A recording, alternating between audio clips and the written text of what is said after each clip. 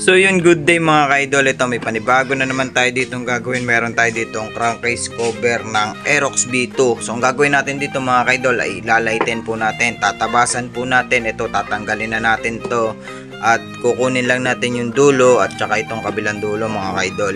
So ito po yung paggagayaan natin mga ka-idol ng tabas. Ito ipapakita ko po sa inyo. Ito po mga ka-idol, oh. Yan. Ito po yung paggagayaan natin mga ka-idol ng tabas nitong crankcase cover natin ng Aerox B2. So yan, tuturo ko sa inyo kung paano po magtabas ng cover na to mga ka-idol. So bago natin to umpisa, kung bago pa lang kayo sa akin channel, please like and subscribe at huwag nyo na rin po kalimutan i-hit ang notification bell para lagi kayong update sa mga video ko i-upload. So yun lang mga ka-idol, pakipollow na rin ako sa aking FB page. Tara, umpisa na natin to. Let's go!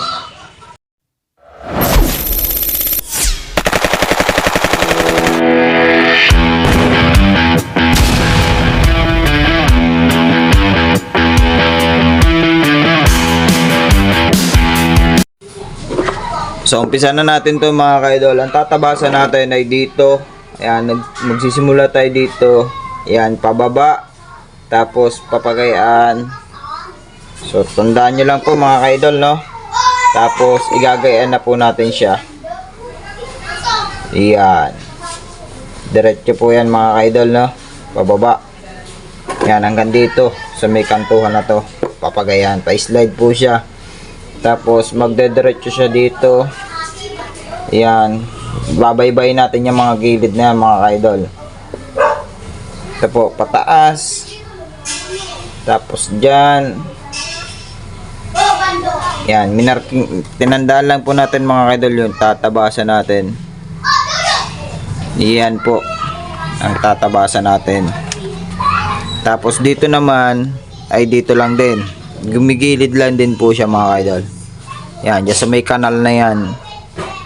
Tapos papaganan siya. Basta baybarin nyo lang itong gilid na to mga ka-idol. Yan. Tapos dito gigilid din po siya. Yan. So yun, ganun lang po mga ka-idol. So umpisa na natin to mga ka-idol, tabasan. Gamit tayo ng mini grinding. Binalaan ko lang po siya ng bala po ng barena pang buta. So buburas-burasan lang po natin siya. So wag muna natin itapat sa guhit. So sobra natin dito.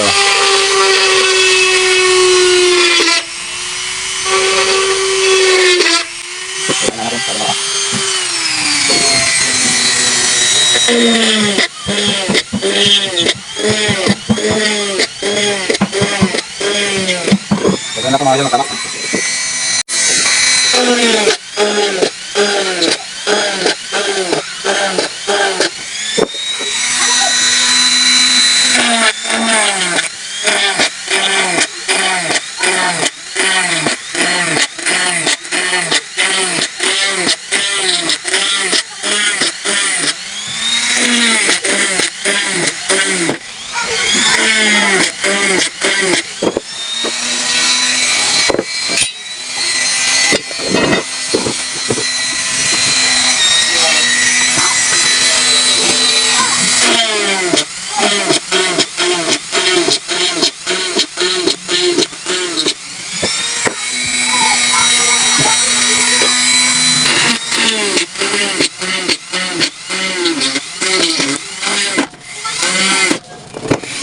Medyo, dito ako nito. Parang ganyan dito.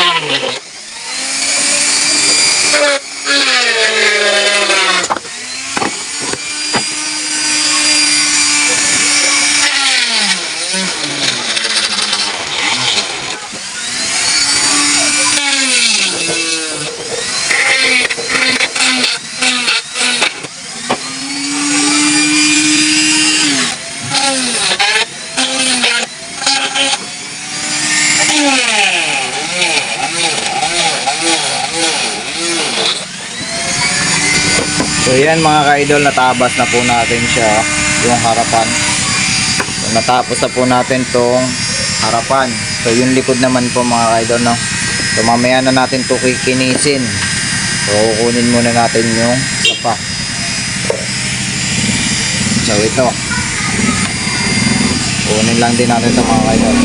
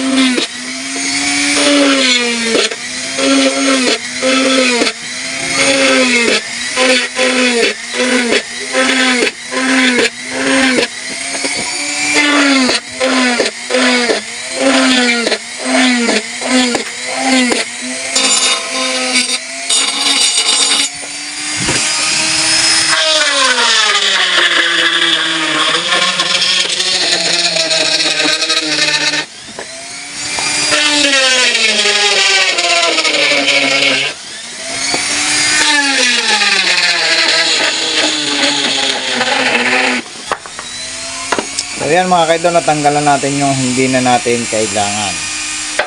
So ito na ngayon mga kailangan natin mga kaidol, itong dalawang ara. Ayan. So dilinisin na lang po natin ito para gumanda po siya mga kaidol.